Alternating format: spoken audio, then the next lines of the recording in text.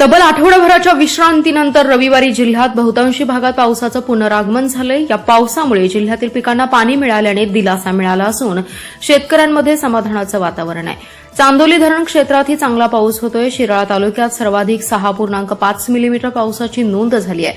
मागील आठवडाभरात ऐन पावसाळ्यातच कडकडीत ऊन पडलं होतं। दिवसभरात एकही सर येत नव्हती। हवेतील उष्माही वाढला होता। उगवण झालेली खरीपातील पिके अडचणीत आली होती। त्यामुळे पाऊस पुन्हा कधी सुरू होतो याकडे शेतकरी डोळे लावून बसला होता।